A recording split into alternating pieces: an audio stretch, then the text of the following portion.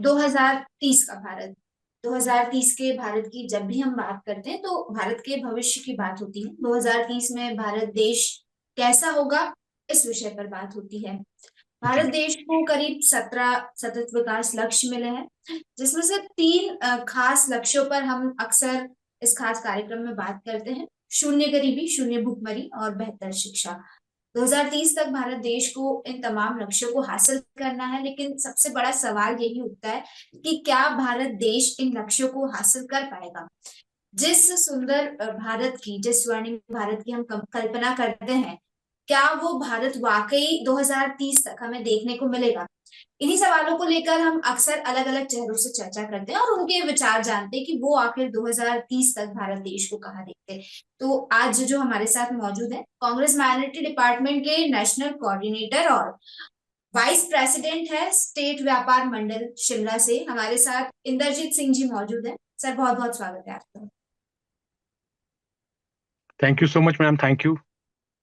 तो सर, जिस तरह से 2030 के भारत की हम बात कर रहे हैं, एक स्वर्णिम भारत की कल्पना कर रहे हैं, लेकिन एक सबसे बड़ा और सबसे अहम सवाल यही है, जैसे मैंने इंट्रोडक्शन के वक्त भी कहा था, कि क्या सच में भारत देश इन लक्ष्यों को हासिल कर पाएगा।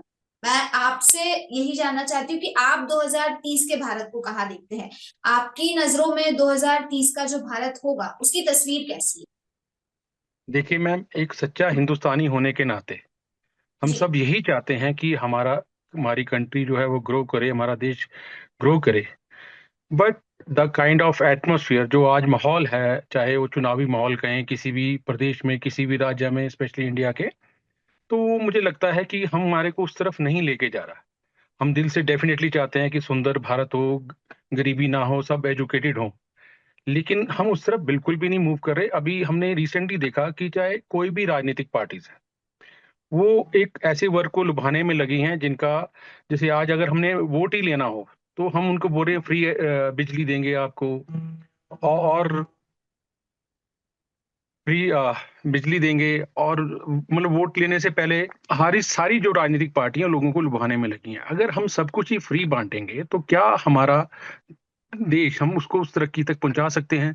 हमने आज लोगों को घर बिठा के निठल्ले कर दिए हैं। आपको, हम देख रहे हैं गांव में ऐसी सी योजनाएं लाए हैं कि हर आदमी के घर में हम पैसे पहुंचा रहे हैं। यहाँ तक कि हमें उनको, उनके लिए जॉब्स प्रोवाइड करानी है, उनको हमने एजुकेशन देनी है। उस मुद्दे पे तो कोई भी बात नहीं कर रहे। वो, मैं किसी भी बड़ी उसको ब्लेम नहीं कर रहा, लेकिन हम सब इसमें इन्वॉल्व हैं, चाहे हम कहीं किसी भी पार्टी के समर्थक हैं। लेकिन अगर हमें इस तरह का भारत देखना है, हमने अपने लोगों को सेल्फ डिपेंडेंट बनाना है, हमने लोगों को एजुकेट करना है, जिससे हम बहुत ही दूर हैं।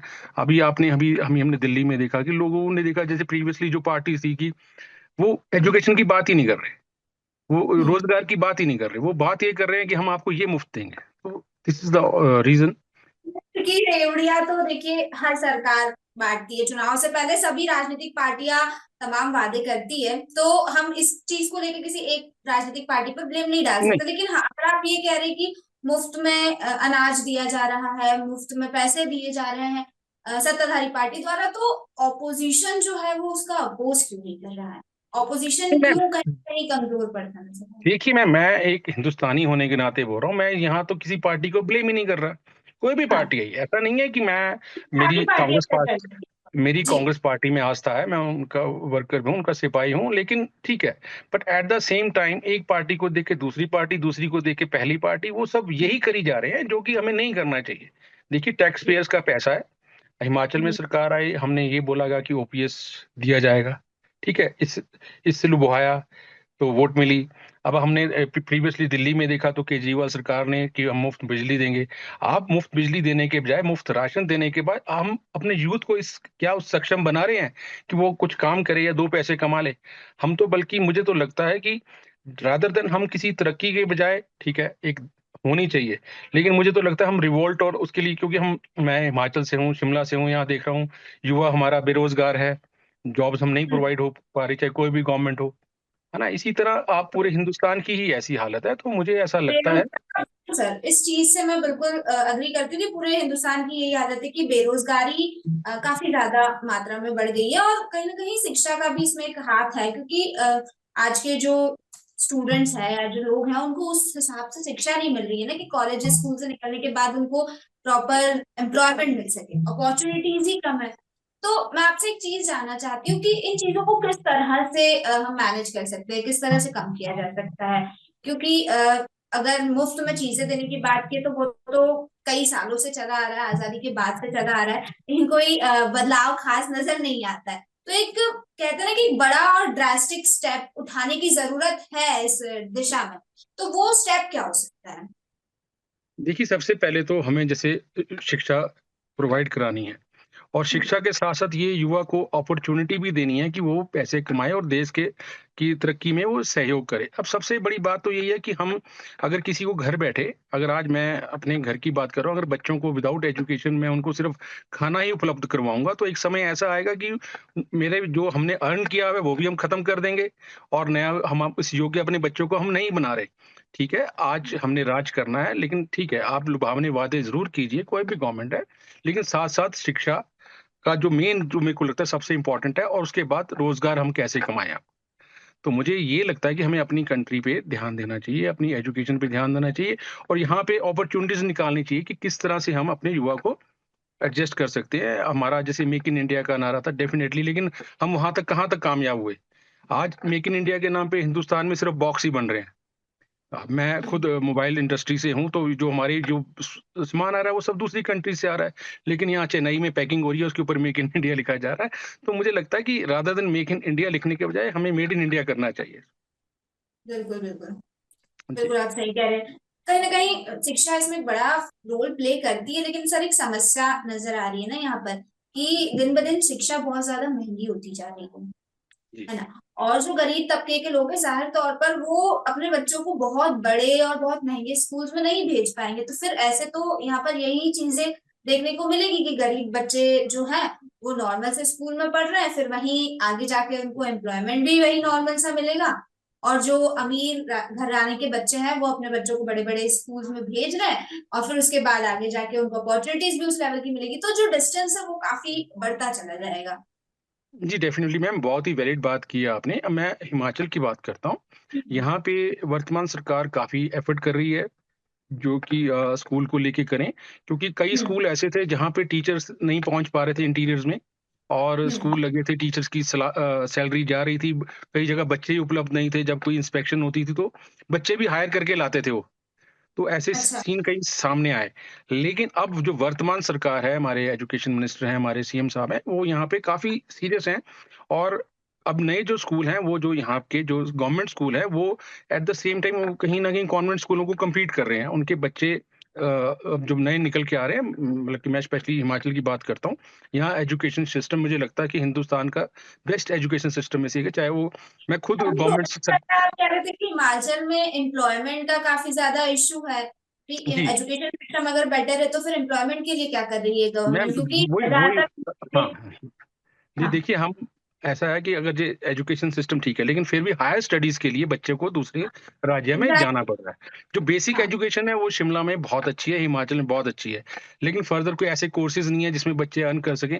हम अपने बच्चे मेरे बच्चा खुद बैंगलोर में है, तो वो ऐसा है कि हमें ये चाहिए कि हम अपने यहाँ पे ऐसे-ऐसे करें, लेकिन अभी ये स्टार्ट हुआ है 2 साल से। अब मुझे लगता है ये जो भी गवर्नमेंट आए इस प्रोसेस को कंटिन्यू रखेगी। जहाँ तक हमारा कंसर्न है वो मुझे लगता है बेटर है, और इसी पैटर्न पे पूरे इंडिया को काम करना चाहिए। अपने सरकारी स्कूलों को हमें मजबूत करना चाहिए। इसमें कुछ नहीं है कि कहाँ से आप पढ़े हैं, अब मैटर करता है कि आपका कैलिबर क्या है। बिल्कुल बिल्कुल बिल्कुल सर सही कह रहे हैं, कहीं ना कहीं सरकारी स्कूलों को मजबूत करने की बहुत ज्यादा जरूरत है। लेकिन जी। एक सवाल अक्सर मेरे जहन में उठता है कि फिलहाल में जो पार्टी है पक्ष में, उनका एक ये कहना होता है कि जो पिछली पार्टियां थी उन्होंने सिचुएशन इतनी ज्यादा खराब कर दी कि उसको सही करने में इतना समय लग रहा है, इसलिए स्टेप बाय स्टेप पूरे बेस से आगे बढ़ रहे हैं। तो इस पे क्या कहते देखिए मैम, एक सच्चा इंडियन होने के नाते हमें आरोप प्रत्यारोप की राजनीति से ऊपर उठना चाहिए। मेरा जो पर्सनली मानना है, अगर हमारे प्रधानमंत्री जी कोई सराहनीय काम करते हैं, हमें सबको उसको सराहना चाहिए। एट द सेम टाइम कोई स्टेट में कोई हमारा अच्छा लीडर कोई काम करता है, तो उसे हमें सराहना चाहिए। हम ये हैं? नहीं कि वो हो यही रहा है कि जैसे आज आया ब्लेम गेम है कि यार पिछली प्रीवियस गवर्नमेंट ऐसा नहीं कर पाई, तो इसलिए हम ऐसा नहीं कर पाए। तो मुझे ये लगता है कि अब देखिए, केंद्र में हमारी लगभग पिछले 12 साल से एक ही सरकार है। तो सरकार को इतनी कंटिन्यूटी मिली है, तो मुझे लगता है कि बहुत उम्मीदें लोग काफी, जहां बात करें केंद्र सरकार से, बहुत उम्मीदें हैं कि लगभग एक ही सरकार पिछले काफी वर्षों से है। तो मुझे लगता है रादर देन आरोप किसी और पे लगाएं कि कांग्रेस ने 70 साल में कुछ नहीं किया, तो आपके पास ही 12 साल हो गए हैं और अभी और भी आपके पास समय है, तो मुझे लगता है कि ऐसा कुछ होना चाहिए कि इससे हम ऊपर उठें। मैं बिल्कुल, देखिए बिल्कुल मैंने आपकी आपको, बात सही है, उम्मीदें काफी ज्यादा है, लेकिन विडंबना ये ना कि उम्मीदें हम लगा के बैठे रहते हैं, अब उम्मीदों पे खरा उतर पाते हैं या नहीं उतर पाते, ये एक बहुत बड़ा सवाल है। आपसे मैं यही जानना चाहती हूँ कि आपको क्या लगता है 2030 तक शून्य गरीबी, शून्य भूखमरी हो जाएगी भारत में? नहीं मैम, बिल्कुल उम्मीद भी तो नहीं हम हो सब कर रहे हैं। नहीं, क्यों नहीं हो पाएगी, क्योंकि उसका कारण है कि हम उस तरह ना हम जॉब्स की अपॉर्चुनिटी उपलब्ध करवा पा रहे हैं। अब जो नई हमारे को चैलेंजेस आ रहे हैं, हमने देखा चाहे कोई भी हिंदुस्तान की कोई भी स्टेट हो, नशा बहुत ज्यादा बढ़ रहा है। तो बच्चे हम्म। युवा हमारा बिकॉज बेरोजगारी है वो किसी और तरफ जा रहा है, हमारे तो कंसर्न कुछ एक भारत को स्वस्थ देखने को, हेल्दी भारत को देखने का हमें लग रहा है कि हमारा युवा जो है कमजोर हो रहा है। पहले हमें अपने युवा बचाना है उसको, और बहुत जरूरतें हैं। ये हम हमारा, ये किसी एक सरकार का नहीं है। एक जब तक एक नॉर्मल आदमी उठ के सरकार के हक हक की बात नहीं करेगा, हमारा आपका मीडिया का सबका दायित्व है कि अपनी बिल्कुल। सरकारों को सपोर्ट करे, अपने जो भी हैं उसको सपोर्ट करें। और एक अच्छा भारत तभी बन सकता है कि हम सबकी जिम्मेवारी, अगर आप सोचे कि एक पर्टिकुलर एक हमारा कोई लीडर या कोई एक सरकार इसको ऐसा कर पाए कि नहीं, ये हम सबका दायित्व है। अगर आप हम सब मिलकर चाहें तो मेरे को नहीं लगता कुछ मुश्किल है। बिल्कुल आपने सही कहा सर, क्योंकि 2030 का भारत, या फिर मैं यूं कहूँ कि जो भारत देश है वो किसी सरकार का नहीं है, किसी राजनीतिक पार्टी का नहीं है, बल्कि हम नागरिकों का है। तो जाहिर तौर पर सबको मिलजुल कर आगे आना पड़ेगा और सबको मिलजुल कर इस चीज पर काम करने की जरूरत है। एक और सवाल सर, अक्सर ऐसा देखा गया है कि जब भी हम गरीबी की बात करते हैं, तो खास तौर पर मैं माइनॉरिटी सेक्शन का यहाँ पर जिक्र करना चाहूंगी। जब भी गरीबी की बात करते हैं या फिर शिक्षा की बात करते हैं, तो माइनॉरिटी सेक्शन में जो मुस्लिम्स होते हैं वो कहीं ना कहीं इन सेगमेंट्स में, इन सेक्टर्स में पीछे दिखाई देते हैं, बजाय जो सिख्स हैं या फिर जैन्स हैं उनके। तो आपको नहीं लगता कि इसके पीछे का क्या रीजन हो सकता है, या फिर कुछ ऐसा होना चाहिए कि जो बाकी कम्युनिटीज के लोग हैं उनको, उन लोगों को सपोर्ट कर कर आगे बढ़ाना चाहिए? ऐसा क्यों, क्यों जैन्स और सिख्स और बाकी जो माइनॉरिटी वाले हैं वो एक आगे स्टेप पे है, चाहे वो एम्प्लॉयमेंट हो, एजुकेशन हो, पावर्टी हो, वही जो मुस्लिम्स है वो कहीं ना कहीं पीछे है? नहीं, देखिए मैम, एजुकेशन डेफिनेटली मैटर करती है, लेकिन अब जो मुस्लिम समाज भी है वो भी अपने बच्चों को पढ़ा रहा है। और मैं शिमला से हूँ, यहाँ पे हमारे बहुत सारे मुस्लिम फ्रेंड्स हैं जो कि अच्छी जॉब्स में हैं, अच्छी पोजीशन में हैं।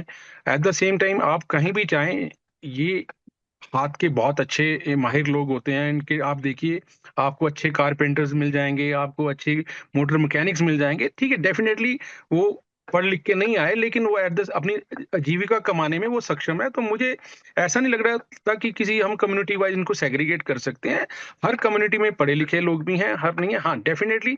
अब ये लोग, मैंने पिछले काफी कंपेन में के दौरान भी देखा, तो हमारे जो राष्ट्रीय चेयरमैन है इमरान प्रतापगढ़ी, वो जहां भी जाते हैं अपने समुदाय के हर लोगों को बोलते हैं कि आप शिक्षित बनो।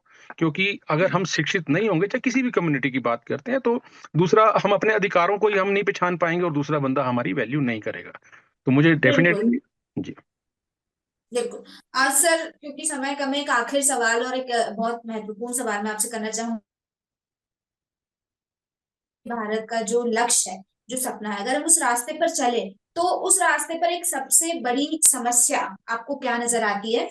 और दूसरी चीज कि अगर कांग्रेस पार्टी को, क्योंकि आप कांग्रेस से इत्तेफाक रखते हैं, तो मैं आपसे जानना जी चाहूंगी अगर कांग्रेस पार्टी को मौका मिलता है तो कांग्रेस पार्टी इस समस्या का किस तरह से निराकरण करेगी, किस तरह से 2030 के भारत को लेकर काम करेगी? देखिए मैम, मैंने पहले भी बोल के हटा हूं कि किसी एक व्यक्ति विशेष या किसी एक पार्टी का ये काम नहीं है। अगर आज कोई भी गवर्नमेंट सत्ता में है, चाहे कांग्रेस भी सत्ता में जब आएगी, तो इतना आसान किसी के लिए नहीं होगा जब तक हम हर लोग, अगर मैं, ठीक है पार्टी आप किसी और पार्टी से को विश्वास रखते हैं, मैं कांग्रेस में रखता हूँ, लेकिन अब अगर हम पार्टी हित से ऊपर उठ के हम देश हित की जब तक बात कोई नहीं सोचेंगे, स्पेशली जो हमारे बड़े लीडर्स हैं, और यस जिस तरह मेरा एक पर्सनल है, मे भी कुछ लोग इससे इत्तेफाक ना रखें, अगर जो हमारे लीडरशिप में लोग आ रहे हैं वो, उनकी भी एजुकेशन होनी जरूरी है। अगर हम एक छोटी सी पोस्ट के लिए जब हम जाते हैं एक 15,000 रुपए मात्र सैलरी के लिए तुम्हारी क्वालिफिकेशन देखी जाती है। जो हमारा बिल्कुल लीडर बिल्कुल। हमारा पूरा पूरा हमारा देश देखने जा रहा है या हमारा पूरा प्रदेश देखने जा रहा है, तो he should be educated, he should be, she should be educated. Otherwise जब तक ये पढ़े लिखे लोग सामने नहीं आएंगे, आप किसी मूर्ख आदमी को सत्ता दोगे तो ऐसा ही चलता रहेगा। ठीक है, बिल्कुल बिल्कुल सर। खैर, बहुत सारी अच्छी अच्छी बातें आपने बताई, और उम्मीद करती हूँ कि 2030 के भारत के लक्ष्यों को लेकर जो हम चर्चा कर रहे हैं, जब ये बातें लोगों तक पहुंचे तो लोग भी इससे कुछ ना कुछ सीख ले, और अगर सरकार तक पहुंचे तो जाहिर तौर पर सरकार भी इस चीज को पॉजिटिवली ले और कहीं ना कहीं इम्प्लीमेंट करे। आपका बहुत बहुत धन्यवाद सर। जी, थैंक यू दामिनी जी, आपकी और आपकी टीम बहुत अच्छा काम कर रहे हैं और शुभकामनाएं।